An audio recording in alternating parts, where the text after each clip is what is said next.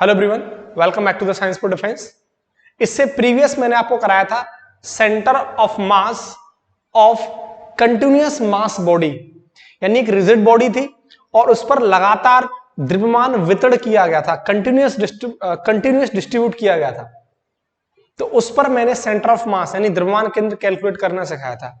दूसरा मैंने आपको रोटेटरी मोशन यानी रोटेशनल मोशन और आपको बताया था ट्रांसलेटरी मोशन यानी स्थानांतरीय गति, और तीसरा आपको बताया था मैंने प्लेनर मोशन। ये चीजें आपको बताई थी। और आज का जो लेक्चर मैं स्टार्ट करने जा रहा हूं वो बहुत इंपॉर्टेंट है। कल भी मैंने आपको बोला था लास्ट लेक्चर के अंदर कि आप सर्कुलर मोशन जरूर पढ़ के आए, अदरवाइज चीजें आपके लिए बहुत कॉम्प्लिकेटेड हो जाएंगी। ठीक है, और आई होप तुम पढ़ के आए होगे। अगर किसी ने नहीं पढ़ा है तो पहले सर्कुलर मोशन पढ़ें, तभी इस लेक्चर को देखें। ठीक है, तो वृत्तीय गति आप जाएं यूट्यूब के सर्च बार में सर्च करें circular motion 01 science for defence, circular motion 02 और 03 साइंस फॉर डिफेंस। उसके बाद ही इस लेक्चर को देखें, तभी आपकी एक बेहतर कंटिन्यूटी इस चैप्टर के साथ यानी इस टॉपिक के साथ जो आज मैं स्टार्ट कर रहा हूं उसके साथ बनेगी। ठीक है, तो आज रोटेशनल मोशन यानी घूर्णन गति का पार्ट 3 है और मैकेनिक्स का लेक्चर नंबर 31 होगा।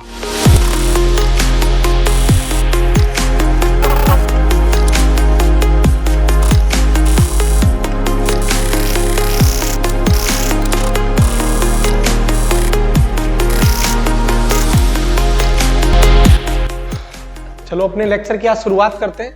तो सबसे पहले जो आज मैं स्टार्ट करने वाला हूं वो रोटेशनल मोशन यानी घूर्णन गति और लीनियर मोशन रैखिक गति की कुछ टर्म है, कुछ नॉमेनक्लेचर है, कुछ नामकरण है, वो जानना बहुत जरूरी है।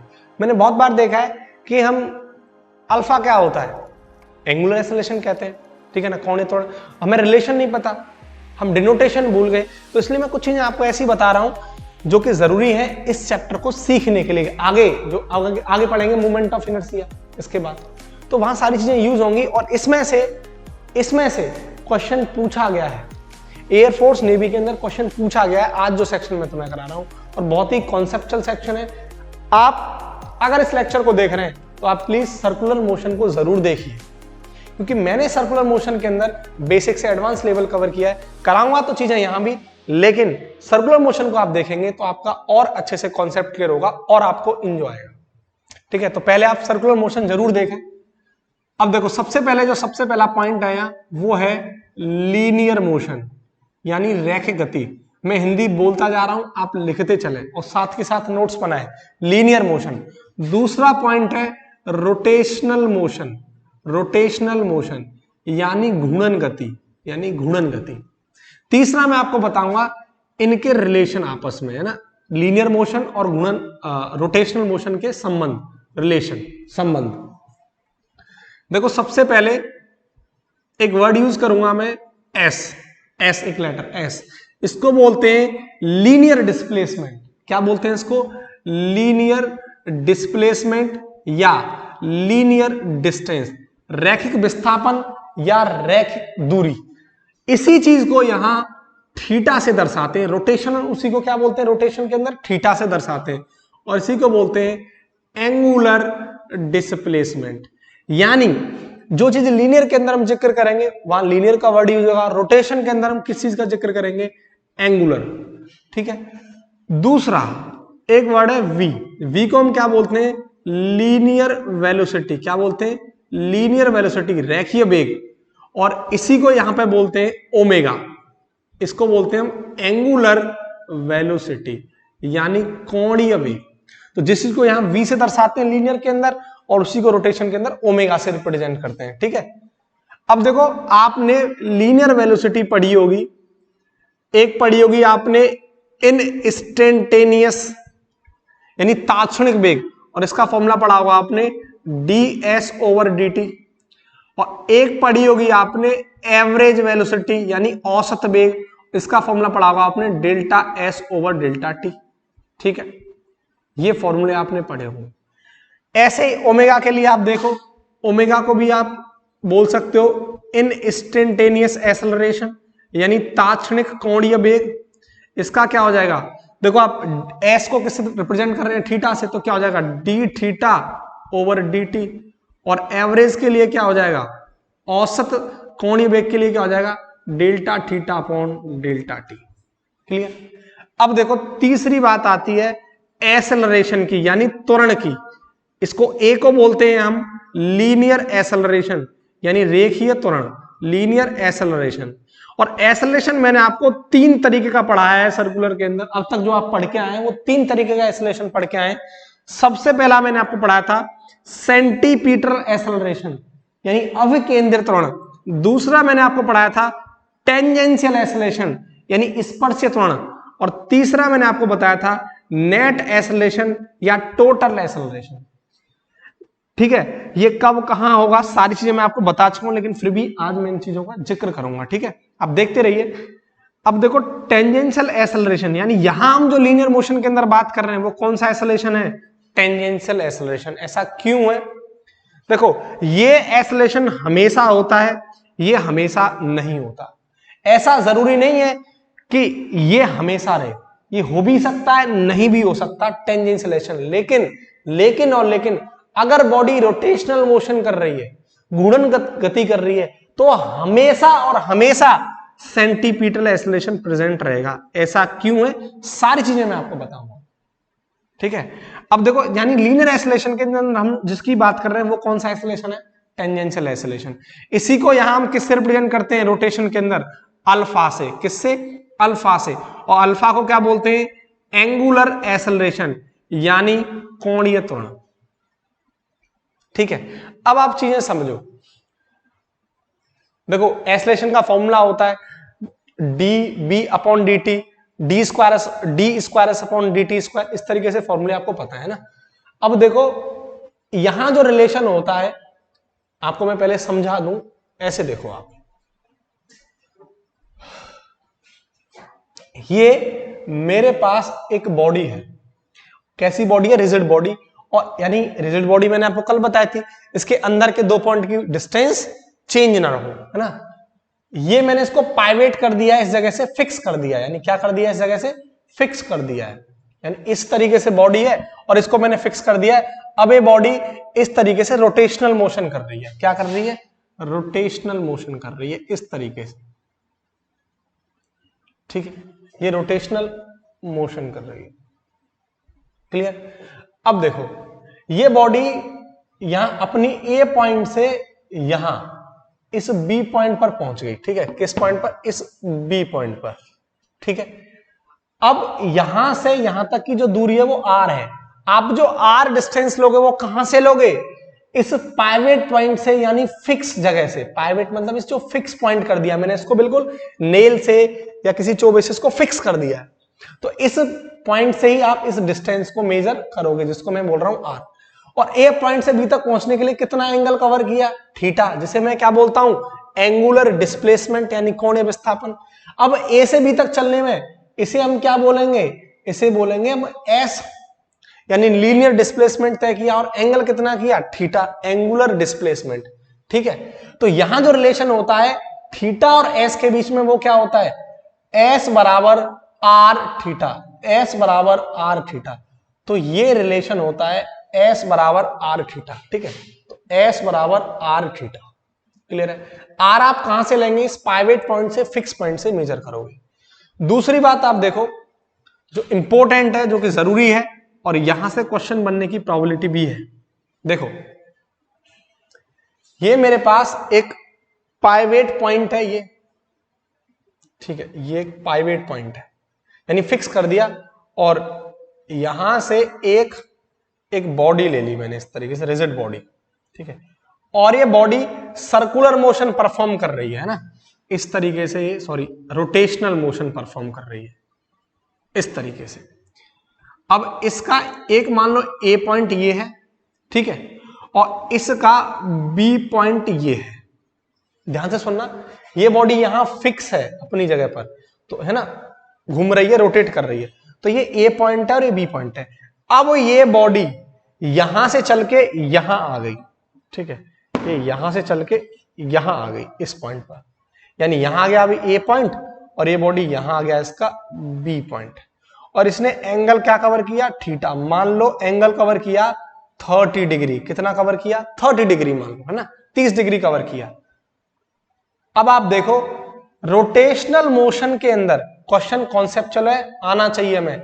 रोटेशनल मोशन के अंदर यानी गुणन गति के अंदर, रोटेशनल मोशन के अंदर जो बात समझने लायक है वो देखो आप, अगर ये बॉडी, ये ए बॉडी अपना यहां से यहां तक चली, कितना एंगल कवर किया? 30 डिग्री। ये बी बॉडी यानी ये बी पॉइंट यहां से यहां गया तो इसने भी कितना एंगल कवर किया? 30 डिग्री। यानी इस बात का मतलब यह कि रोटेशनल मोशन के अंदर, घूर्णन गति के अंदर ओमेगा जिससे रोटेट हो रही है, यानी किससे रोटेट हो रही है? ओमेगा से। ओमेगा मतलब एंगुलर वेलोसिटी यानी कोणीय वेग। तो ओमेगा क्या होता था? ओमेगा का फॉर्मूला क्या है? Theta over T. एक सेकंड में आपने कितना एंगल कवर किया है? एक सेकंड में आपने कितना एंगल कवर किया है? 30 डिग्री। और इसने भी कितना एंगल कवर किया है? ए पॉइंट ने 30, बी ने भी 30। तो मेरी बात आप समझ रहे हैं ना? तो आप रोटेशनल मोशन के अंदर यानी घूर्णन गति के अंदर ओमेगा हमेशा हर पॉइंट के लिए सेम होता है, पहली बात। यानी मैं यहां लिख सकता हूं इंपॉर्टेंट बात कि omega is same for all point in rotational motion, in rotational motion. यानी घूर्णन गति में ओमेगा हर पॉइंट के लिए हमेशा सेम होता है, यह बात आप याद रखना। ओमेगा कभी नहीं बदलेगा रोटेशनल मोशन में। या आप यूं सोचो अभी बॉडी यहां से चल के यहां आ गई तो भी इसने जितना एंगल कवर किया, बी ने भी, मान के चलो ये बॉडी यहां आ गई है, ठीक है, इस जगह पर आ गई तो ए यहां आ गया, बी यहां आ गया। तो अब यहां से यहां तक आने में एंगल कितना कवर किया होगा? जो एंगल कवर किया होगा वही बी ने कवर किया होगा। तो इसका मतलब ओमेगा का मतलब क्या है कि एक सेकंड में आपने कितना एंगल कवर किया है? That is angular velocity. तो एंगुलर वेलोसिटी हमेशा रोटेशनल मोशन में क्या रहती है? सेम रहती है, पहला सवाल। दूसरा, आप देखो यहां ए से ए यहां से यहां तक पहुंचा और बी यहां से यहां तक पहुंचा, किसने लीनियर डिस्प्लेसमेंट, ये क्या था आपका? लीनियर डिस्प्लेसमेंट या लीनियर डिस्टेंस किसने ज्यादा तय की? ये आपको दिख रहा है साफ साफ, ये ज्यादा है और ये कम है। तो जिसकी लीनियर डिस्प्लेसमेंट ज्यादा होगी उसकी लीनियर वेलोसिटी भी ज्यादा होगी, यानी रेखीय वेग भी ज्यादा होगा। मान लो इस ए पार्टिकल ने वी ए वेलोसिटी और बी पार्टिकल ने वी वेलोसिटी, तो ए वेलोसिटी क्या हो जाएगी? वी से ज्यादा। मतलब ये हुआ कभी भी रोटेशनल मोशन के अंदर पार्टिकल, रिजिड बॉडी के पार्टिकल की जो वेलोसिटी होती है वो कभी बराबर नहीं होगी, कभी बराबर नहीं होगी। अब एक ज्यादा क्यों है? सोचो, इस फिक्स पॉइंट से हमेशा आप डिस्टेंस कहां से मेजर करेंगे? फिक्स पॉइंट से। तो यहां से ए पॉइंट तक की दूरी R1 है, कितनी है? R1। और बी पॉइंट तक की यहां से यहां तक कितनी दूरी है? वो R2 है, कितनी है? फिक्स पॉइंट से R2। तो आप देख पा रहे हो R1 क्या है? R2 से ज्यादा। आप सोचो एक बार, फील करो, आपने किसी धागे से, है ना, कोई चीज बांध दी, पत्थर बांध दिया, उसको आप रोटेट करो, घुमाओ, तो अगर वो कम दूरी होगी, छोटा सा होगा, तो स्पीड कम होगी। जैसे वो ज्यादा बहुत दूर से इस तरीके से घूम रहा है, बहुत दूर से, यानी आपकी डिस्टेंस फिक्स पॉइंट से बहुत दूर है, जहां से आप घुमा रहे हैं उससे बहुत दूर है, तो हमें बहुत तेज चलता हुआ दिखाई देगा और वास्तव में बहुत तेज होगी भी। तो अगर डिस्टेंस ज्यादा होगी, आर ज्यादा होगी, तो उसकी स्पीड भी ज्यादा होगी। मेरी बात आप समझ रहे हैं? तो एक चीज आपको ये भी समझ में आ गई, अगर आपकी आर ज्यादा होगी तो वो डिस्टेंस, लीनियर डिस्टेंस ज्यादा कवर करेगा। आर कम होगी तो लीनियर डिस्टेंस कम कवर करेगा। लीनियर डिस्टेंस कम होगी तो लीनियर वेलोसिटी भी कम होगी, और लीनियर डिस्टेंस ज्यादा कवर करेगा तो लीनियर वेलोसिटी भी ज्यादा होगी। तो पहली बात, कभी भी लीनियर वेलोसिटी रोटेशनल मोशन में बराबर नहीं होती है दो पार्टिकल्स की, ये याद रखना। ओमेगा हमेशा क्या होगा? सेम होगा, बराबर होगा। यानी मैं ऐसा बोल सकता था कि ओमेगा ए के लिए और बी के लिए क्या है? बराबर है। ये बात आपको 2 पॉइंट इससे क्लियर हो जाने चाहिए, ठीक है? तो ये चीज क्लियर होगी। अब कुछ बातें आप देखो थीटा और ओमेगा के बारे में। थीटा और ओमेगा के बारे में देखो, थीटा जो था ये एक एक्सियल वेक्टर होता है। क्या होता है? ये एक्सियल वेक्टर, अक्षीय सदिश। और ओमेगा भी जो होता है वो भी एक एक्सियल वेक्टर होता है। ये आपको मैं सर्कुलर में पढ़ा चुका हूं, इसलिए तो मैं आपसे कह रहा था। तो एक्सियल वेक्टर को हम क्या बोलेंगे? अक्षीय सदिश। और थीटा को क्या बोलेंगे? Axial vector. ये दोनों एक्सियल वेक्टर होते हैं। अगर वेक्टर हैं तो इनकी क्या होगी? डायरेक्शन। क्या होगी? दिशा। दोनों की क्या होगी? दिशा। तो इसकी जो दिशा है थीटा की, हम निकालते हैं राइट हैंड थंब रूल से। राइट हैंड थंब रूल से, यानी सीधे हाथ के अंगूठे के नियम से, थंब रूल से। दोनों की हम थीटा और ओमेगा की राइट हैंड थंब रूल से डायरेक्शन निकालते हैं। यह भी क्वेश्चन बन चुका है डिफेंस में, कोस्ट गार्ड ने पूछा है। तो हम थीटा और ओमेगा की राइट हैंड थंब रूल से डायरेक्शन निकालते हैं। कैसे निकालते हैं वो आप देखो, मैं ये चीजें रफ कर देता हूं ना।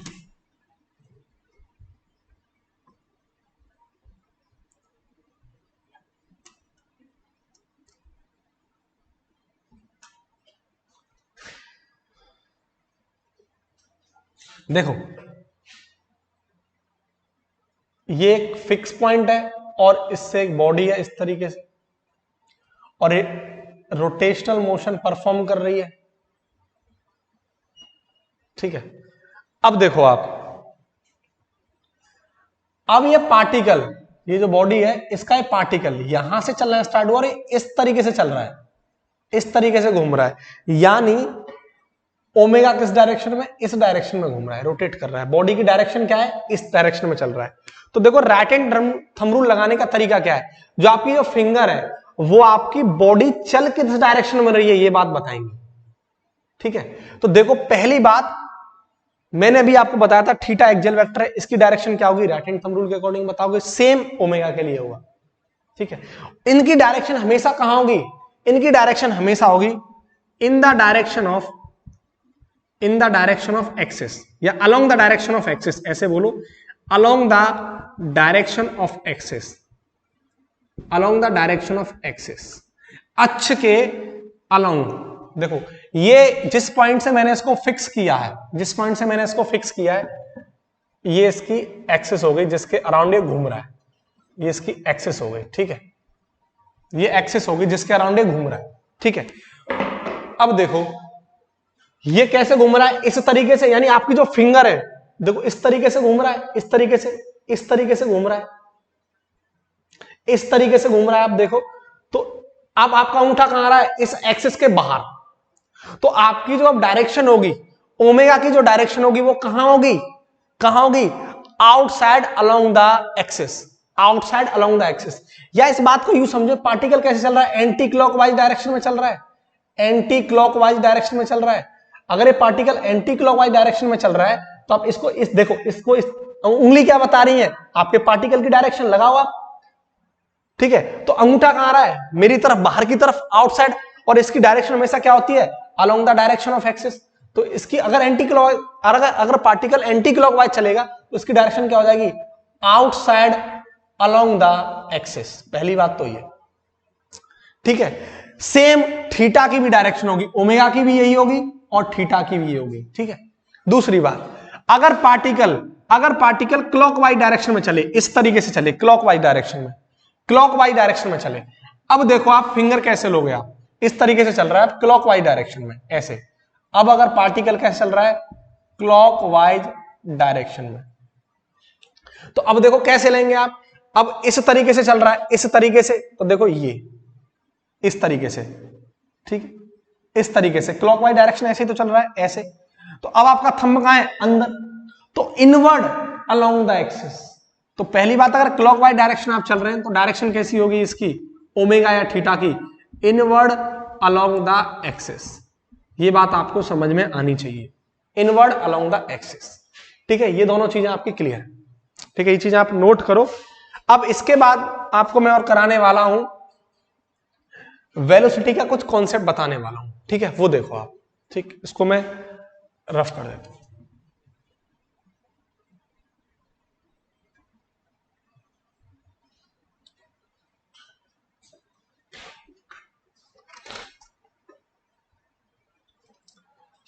अब देखो जो वेलोसिटी और ओमेगा का जो रिलेशन होता है आपस में, वो होता है v बराबर आर ओमेगा। क्या होता है, v बराबर आर ओमेगा। लेकिन ये फॉर्मूला हमेशा सही नहीं होता, ये हमेशा सही नहीं होता। अगर इसको मैं इसकी वेक्टर फॉर्म में लिखूं तो इसको लिखते हैं v बराबर, ऐसे लिखो, v बराबर omega vector cross R vector. ये ऑलवेज ट्रू है, ये हमेशा ट्रू है, ये हमेशा सही है, हमेशा सही है। एयरफोर्स ने एक बार पूछा था कि विच इज करेक्ट, और उसमें ऑप्शन दे दिए थे, ऑप्शन ए v बराबर R omega, option B v बराबर r vector cross omega vector, option C v बराबर omega vector into cross r vector, और ऑप्शन डी था v बराबर ओमेगा अपॉन r वेक्टर। इनमें कौन सा ऑप्शन सही है? तो एक तो ये भी आपको दिख रहा है, ये भी आपको दिख रहा है, तो ये हमेशा सही नहीं होता। अगर ऑप्शन में ये नहीं होता तो आपका आंसर ये था, तो इसलिए आपका आंसर क्या है, ये याद रखना आप ये बात, ये हमेशा सही होता है। ये भी बात मैं आपको सर्कुलर में पढ़ा चुका हूं, ऐसा क्यों?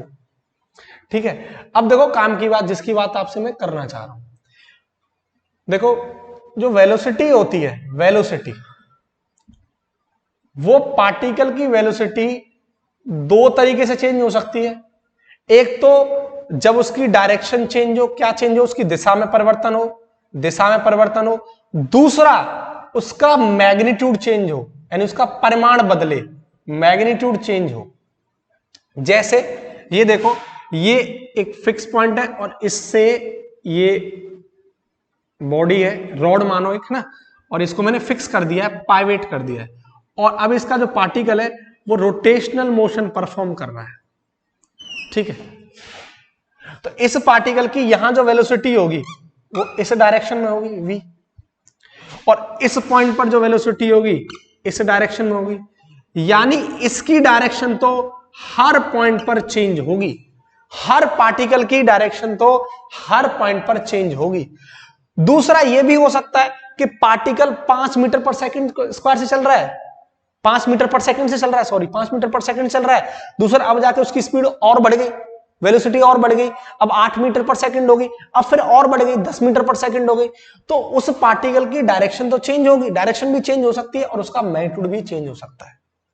अब समझो आप, डायरेक्शन चेंज होने की वजह से कौन सा है भाई, देखो अगर वेलोसिटी चेंज होगी तो एक्सेलरेशन जनरेट होगा, त्वरण जनरेट होगा।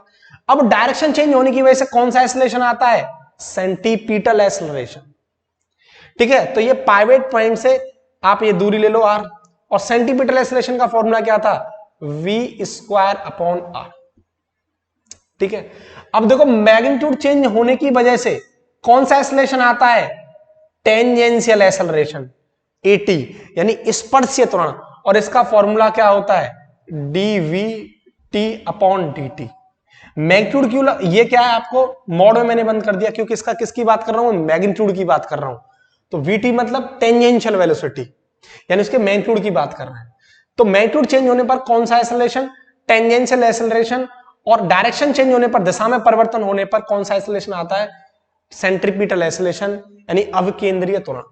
अब आप बात समझो मेरी, अब देखो डायरेक्शन तो हमेशा चेंज होगी, डायरेक्शन तो ऑलवेज चेंज होगी, मैग्नीट्यूड चेंज हो या ना हो, मैग्नीट्यूड चेंज हो ना हो कोई फर्क नहीं पड़ता, मैग्नीट्यूड चेंज हो ना हो भी सकता है, नहीं भी हो सकता है, लेकिन डायरेक्शन तो हमेशा चेंज होगी। तो ये एक्सेलरेशन तो हमेशा होगा, ऑलवेज होगा, तो ऑलवेज सेंट्रीपिटल एक्सेलरेशन लगेगा, चाहे कुछ भी हो जाए, कुछ भी हो जाए, तो हमेशा सेंट्रीपिटल एक्सेलरेशन यानी अविकेंद्र त्वरण तो हमेशा लगेगा। अगर कोई बॉडी रोटेशनल मोशन कर रही है तो इसका मतलब वो सेंट्रीपिटल एक्सेलरेशन भी उसके अंदर लग रहा है। मेरी बात आप समझ पा रहे हैं? यानी ऐसा हो सकता है मैग्नीट्यूड उसका कांस्टेंट हो भी सकता है या नहीं भी हो सकता है, लेकिन डायरेक्शन तो हमेशा चेंज होगी, हर पॉइंट पर डायरेक्शन चेंज होगी, इसलिए डायरेक्शन चेंज होगी तो सेंट्रीपिटल एक्सेलरेशन लगेगा। लेकिन मैग्नीट्यूड अगर कांस्टेंट होगा तो टेंजेंशियल एक्सेलरेशन कितना होगा, 0। अगर ये v कांस्टेंट हुआ, आप समझो अगर ये कांस्टेंट हुआ, तो अगर ये कांस्टेंट हुआ, वेलोसिटी या मैग्नीट्यूड कांस्टेंट हुआ, तो टेंजेंशियल एक्सेलरेशन क्या हो जाएगा, यानी अब समझो आप, अगर v कांस्टेंट हुआ, v कांस्टेंट होने का मतलब क्या है, v कांस्टेंट होने का मतलब क्या है कि एक रिलेशन होता है v बराबर r ओमेगा। अब देखो v कांस्टेंट है, यानी टेंजेंशियल वेलोसिटी का कांस्टेंट है, मैग्नीट्यूड चेंज नहीं हो रहा है, वो 5 मीटर पर सेकंड से ही मूव कर रहा है, तो इसका मतलब आर भी क्या है, कांस्टेंट, आर भी क्या है, कांस्टेंट। अब देखना आप, ये v कांस्टेंट आर कांस्टेंट, तो ओमेगा भी क्या होगा, कांस्टेंट, ओमेगा भी क्या होगा, कांस्टेंट, और ओमेगा कांस्टेंट, इसका मतलब है टेंजेंशियल एक्सेलरेशन भी क्या होगा, कांस्टेंट, यानी 0। मैं ये बोलूं टेंजेंशियल एक्सेलरेशन कितना होगा, 0। तो अगर पार्टिकल कांस्टेंट वेलोसिटी से मूव कर रहा होगा, 5 मीटर पर सेकंड, 8 मीटर पर सेकंड किसी एक वेलोसिटी से मूव कर रहा होगा तो आर कांस्टेंट होगा, वीटी कांस्टेंट तो आर कांस्टेंट, तो ओमेगा भी क्या होगा कांस्टेंट। अगर ये कांस्टेंट होगा तो टेंजेंशियल एक्सीलरेशन भी क्या होगा कांस्टेंट। यानी ओमेगा तो हर जगह कांस्टेंट होगा, हर जगह कांस्टेंट होगा रोटेशनल मोशन के अंदर, हर जगह सेम होगा, हर पॉइंट का फिक्स होगा रोटेशनल मोशन के अंदर, घूर्णन गति के अंदर।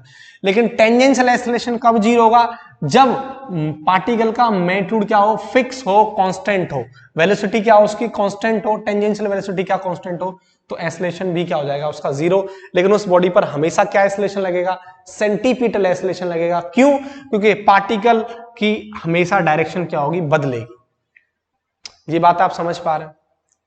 ठीक है, तो ये चीजें आप अच्छे से नोट करो।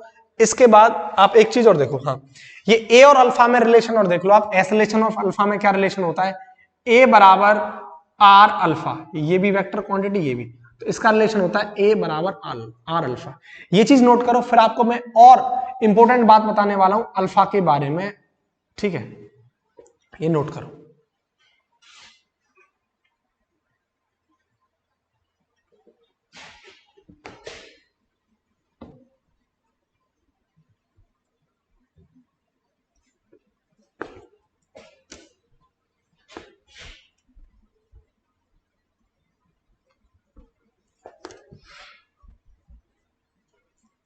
ठीक है, अब देखो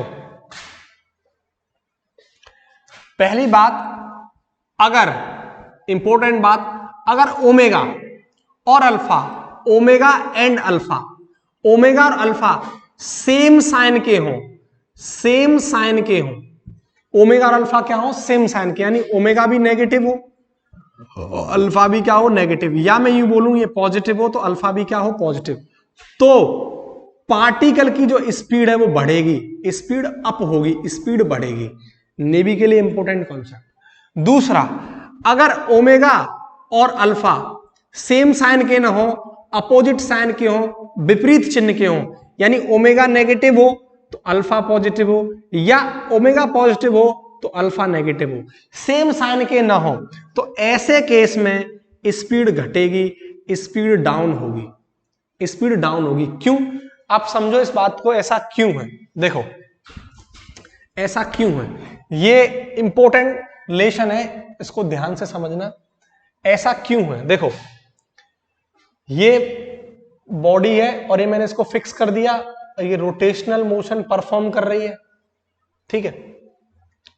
अब देखो ओमेगा और अल्फा, ओमेगा की जो डायरेक्शन मैंने आपको बताया था, अगर पार्टिकल ऐसे चल रहा है, एंटी क्लॉकवाइज डायरेक्शन में चल रहा है, तो आप देखो इस तरीके से, तो उसकी डायरेक्शन कहां होगी, ओमेगा की आउटसाइड अलोंग द एक्सिस, बाहर की तरफ होगी। सेम अल्फा की होगी, अल्फा का भी सेम। अगर आप ऐसे समझो, आप ऐसे समझो, अगर ओमेगा ऐसे चल रहा है, मतलब पार्टिकल ऐसे परफॉर्म कर रहा है, और यानी anti clockwise, anti clockwise particle कैसे चल रहा है, इस तरीके से, ओमेगा किस तरीके से, इस तरीके से, और एक्सेलरेशन अब उसमें अपोजिट डायरेक्शन में लग रहा है, यानी यूं लग रहा है, एक्सेलरेशन यूं लग रहा है, तो अब की स्पीड को कम करेगा कि नहीं करेगा, करेगा। तो सिंपल सा लॉजिक आप याद रखना, सीधा सीधा केस आप याद रखना कि अल्फा और ओमेगा दोनों सेम साइन के हो, चाहे पॉजिटिव पॉजिटिव या नेगेटिव के, तो पार्टिकल की स्पीड हमेशा बढ़ेगी। अगर alpha and omega opposite sign के हो, विपरीत या नेगेटिव या पॉजिटिव या नेगेटिव, तो स्पीड क्या होगी, डाउन होगी। ठीक है, इसको नोट करो।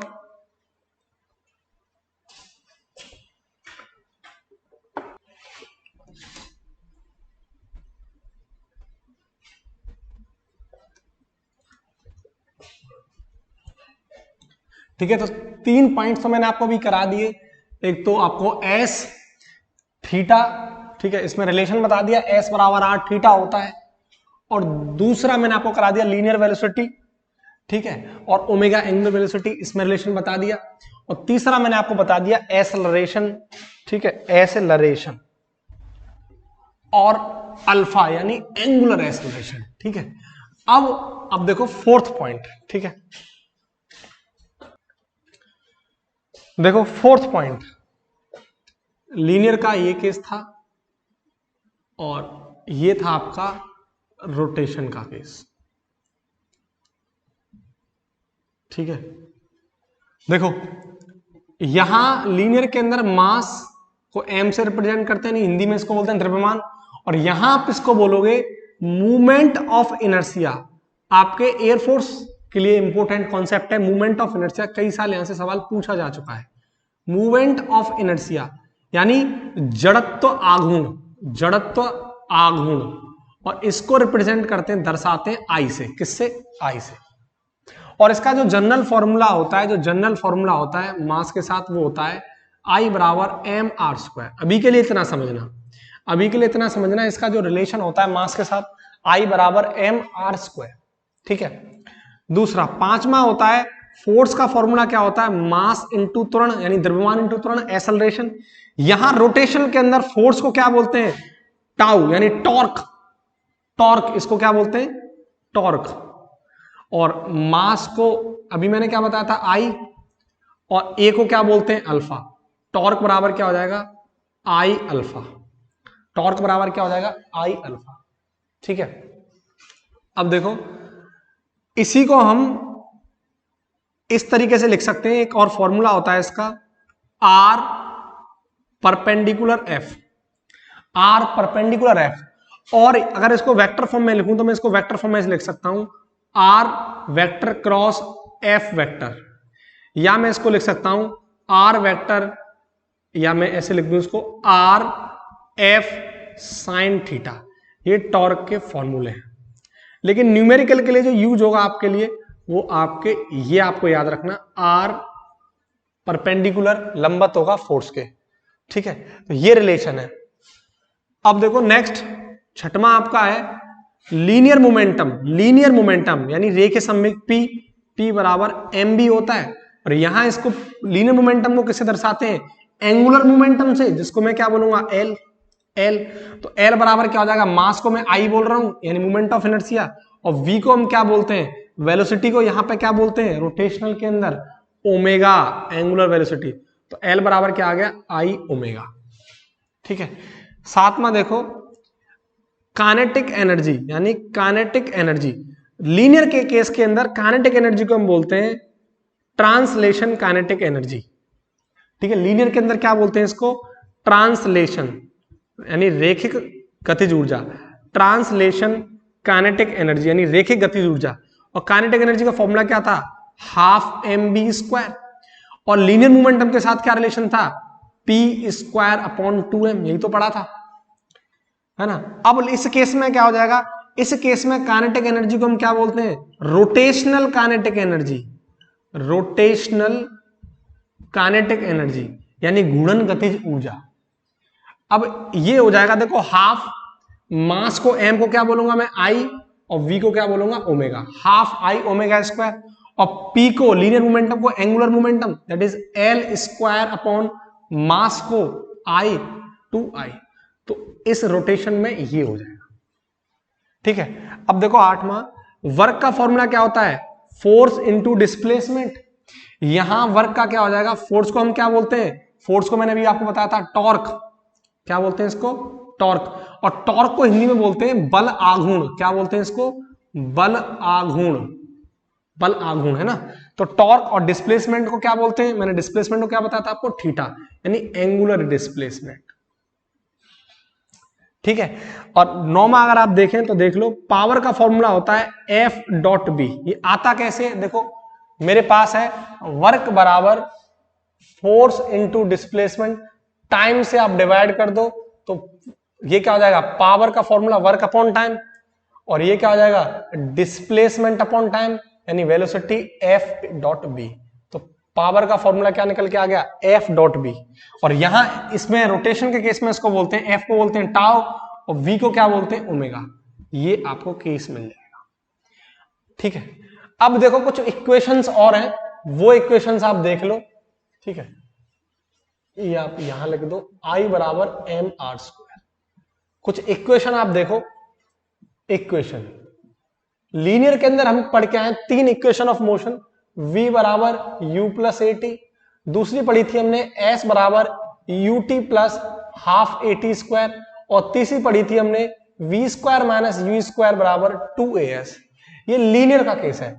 और रोटेशनल में हम वेलोसिटी को क्या बोलते हैं, ओमेगा से दर्शाते हैं, लेकिन फाइनल वेलोसिटी है तो इसको ओमेगा 2 बोल दो, और इनिशियल को हम क्या बोल देंगे, ओमेगा 1, प्लस ए को क्या बोल दोगे, अल्फा इंटू टी। अब एस को यहां पे क्या बोलोगे, थीटा, इसको omega 1 into T plus half alpha T square, A को क्या बोल दोगे आप, अल्फा। यहां देखो v का मतलब क्या हो जाएगा, ओमेगा 2 माइनस ओमेगा 2 का स्क्वायर माइनस ओमेगा 1 का स्क्वायर बराबर 2 अल्फा थीटा। तो इस तरीके से हम इसको कन्वर्ट कर सकते हैं लीनियर से रोटेशनल में। ये कुछ नेमिंग है, हमें समझ में आनी चाहिए। अब जो मेरा टारगेट है जो तुम्हें समझाने का, वो आपको टॉर्क को समझाना है कि टॉर्क है क्या, टॉर्क होता क्या है। टॉर्क समझना जरूरी है और इस पर आपको क्वेश्चन भी कराऊंगा, ठीक है। तो इनको बहुत अच्छे से नोट करो, उसके बाद फिर आपको मैं टॉर्क समझाने वाला हूं कि टॉर्क है क्या, ठीक है।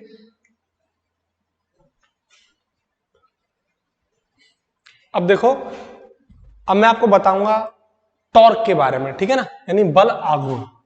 टॉर्क होता क्या है ना, टॉर्क हिंदी में बोलते हैं इसको बल आघूर्ण, बल आघूर्ण, और इसको रिप्रेजेंट करते हैं टाउ से, इस तरीके से, ठीक है। ये वेक्टर क्वांटिटी है, वेक्टर फिजिकल क्वांटिटी है, ठीक है, यानी सदिश राशि है।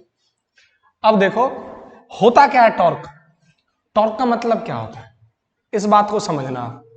देखो ये मेरे पास एक रिंच है या पाना, ऐसे समझ लो, ये पाइवेट पॉइंट है ना, कोई एक पाइवेट पॉइंट है या फिक्स पॉइंट है, और ये इस तरीके से ये रिंच समझो, है ना,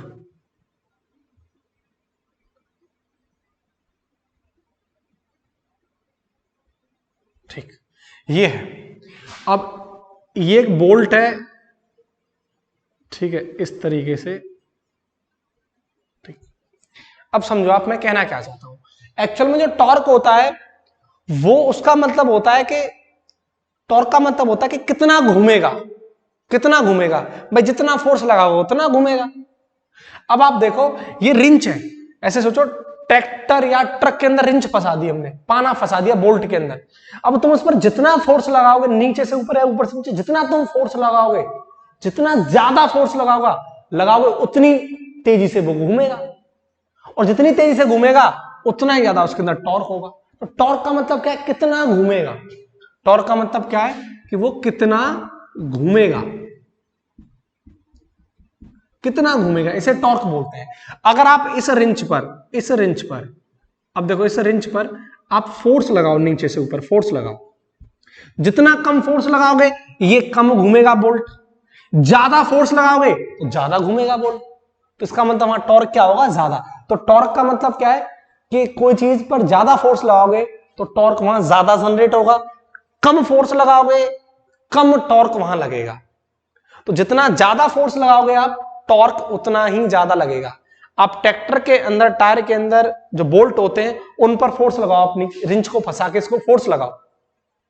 मेरी बात आप समझ पा रहे हैं, ठीक है। तो टॉर्क का मतलब है कितना घूमेगा, जितना ज्यादा फोर्स लगाओगे उतना ज्यादा टॉर्क होगा, जितना कम लगाओगे उतना कम टॉर्क होगा। तो टॉर्क का मतलब घूमने से, ठीक है।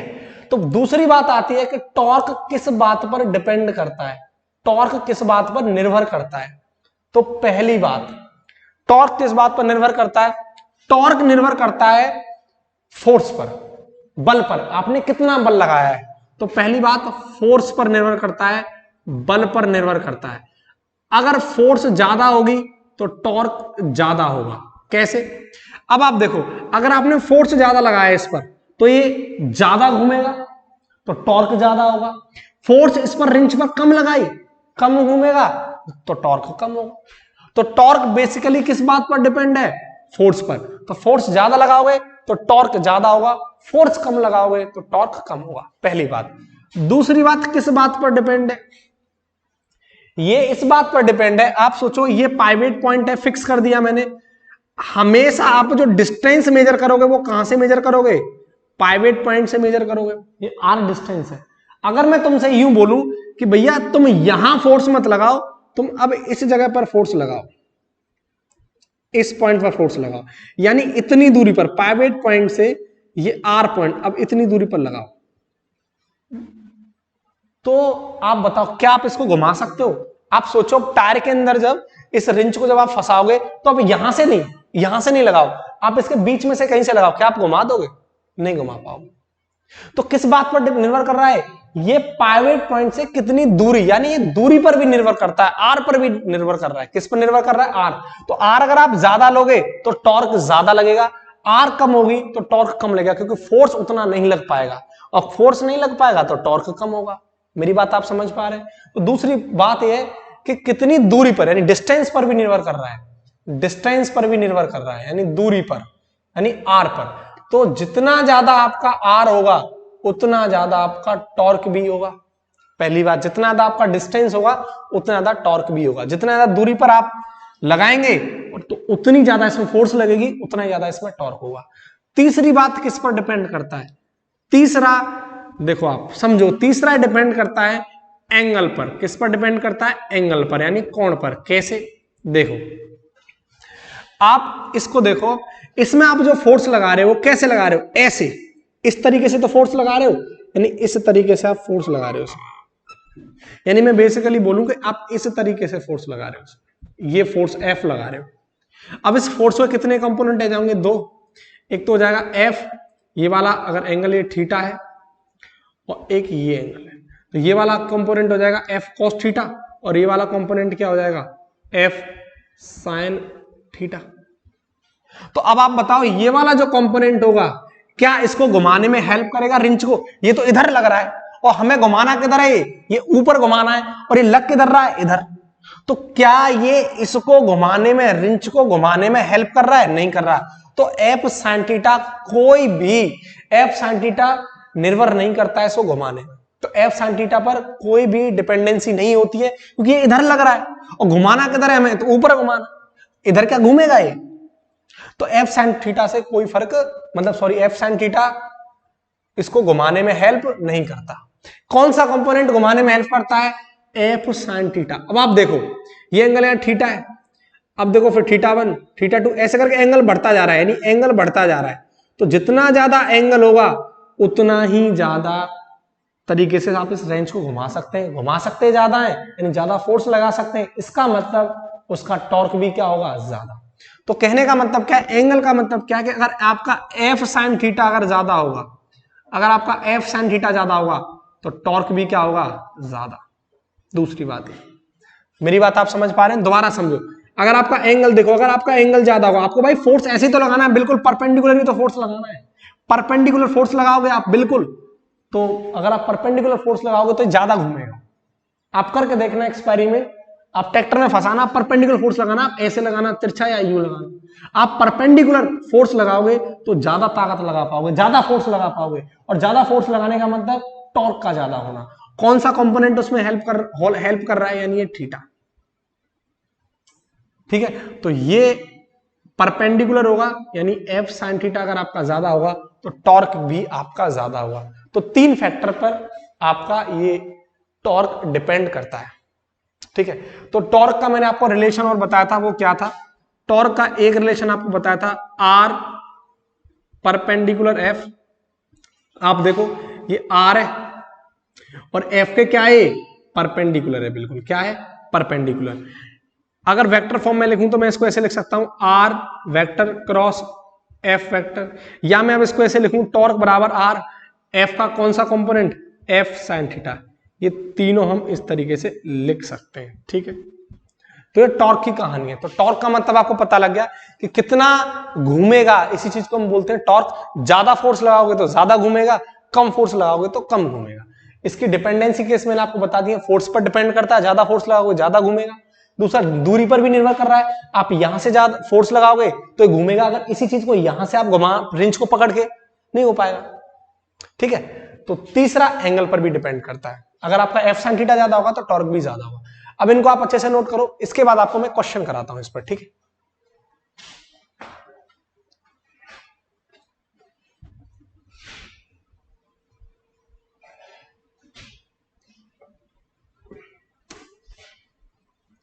क्वेश्चन देखो, टॉर्क पर 2 से 3 सवाल मैं आपको करा देता हूं।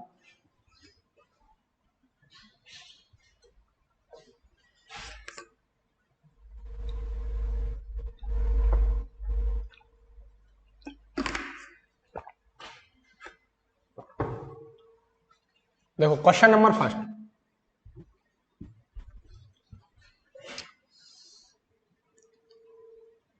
ये एक रॉड है, ठीक, इस तरीके से रॉड है, और ये इसका पॉइंट फिक्स कर दिया, पाइवेट कर दिया, फिक्स है, और ये इस तरीके से रोटेशनल मोशन परफॉर्म कर रही है, ठीक है, और इसका सेंटर है, यहां से इसको पाइवेट कर दिया है, यानी फिक्स कर दिया, और इसकी जो दूरी है वो है आपकी 2 सेंटीमीटर। कितनी है? 2 सेंटीमीटर। और इस पर फोर्स लग रहा है ये, कितना फोर्स लग रहा है? 20 न्यूटन। इस तरीके से फोर्स इसके परपेंडिकुलर लग रहा है। तो हमसे बोल रहा है कि बताओ टॉर्क कितना लगेगा, आपको फाइंड टॉर्क, फाइंड टॉर्क। तो टॉर्क बताओ, टॉर्क कितना लगेगा, टॉर्क हमें बताना है। तो देखो टॉर्क का फॉर्मूला क्या था, टॉर्क का फॉर्मूला क्या था, F है और डिस्टेंस R है, ठीक है। तो मैंने क्या बताया था, R F परपेंडिकुलर, ठीक, क्योंकि परपेंडिकुलर लग रहा है इसके। अब देखो R कितना है, 2 सेंटीमीटर, यानी सेंटीमीटर को मीटर में कन्वर्ट कर लो, 10⁻²। और फोर्स कितना है, 20 न्यूटन। तो कितना आ जाएगा ये, 20 दूरी 40 इंटू 10⁻²। इसकी यूनिट क्या हो जाएगी, मीटर या न्यूटन, यानी न्यूटन मीटर। तो टॉर्क की यूनिट क्या होती है, न्यूटन इंटू मीटर। अगर इसका डायमेंशनल फॉर्मूला आप निकालोगे टॉर्क का डायमेंशनल फॉर्मूला निकालोगे तो क्या हो जाएगा, न्यूटन का यानी फोर्स का लगा दो आप mLT-2 और मीटर का L।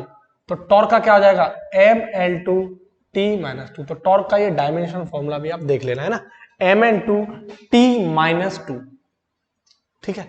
तो आपका आंसर ये आ गया, इसको नोट करो, फिर आपको मैं नेक्स्ट क्वेश्चन कराता हूं, ठीक है।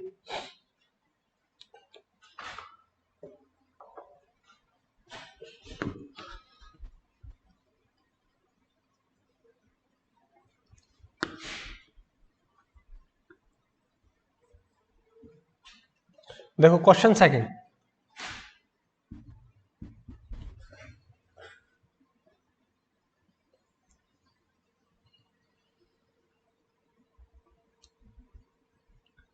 इसका फिक्स कर दिया पॉइंट, यहां से यहां तक की डिस्टेंस 2 सेंटीमीटर है और यहां से यहां तक की डिस्टेंस 2 सेंटीमीटर है, ठीक है। इस पर एक फोर्स लग रहा है इस डायरेक्शन में और एक फोर्स लग रहा है इस डायरेक्शन में। इधर जो फोर्स लग रहा है वो 20 न्यूटन लग रहा है और इस डायरेक्शन में फोर्स लग रहा है 40 न्यूटन, ठीक। इधर लग रहा है 20 न्यूटन और 40 न्यूटन। क्वेश्चन बोल रहा है कि नेट टॉर्क बताओ, फाइंड नेट टॉर्क, यानी कुल बलागुण बताओ कितना होगा, कुल बलागुण, ठीक है। तो हमें बताना है कुल बलागुण। तो देखो इधर टॉर्क क्या लगेगा, टॉर्क क्या लगेगा इधर, वो आपका R कितना है, 2 सेंटीमीटर, 2 इंटू 10⁻² इंटू F कितना है आपका 20 न्यूटन। तो क्या हो जाएगा ये 40 इंटू 10⁻², यानी 0.4 न्यूटन मीटर, ठीक है। यानी जब फोर्स 20 लगेगा तो तब टॉर्क कितना लगेगा, 0.4 न्यूटन मीटर।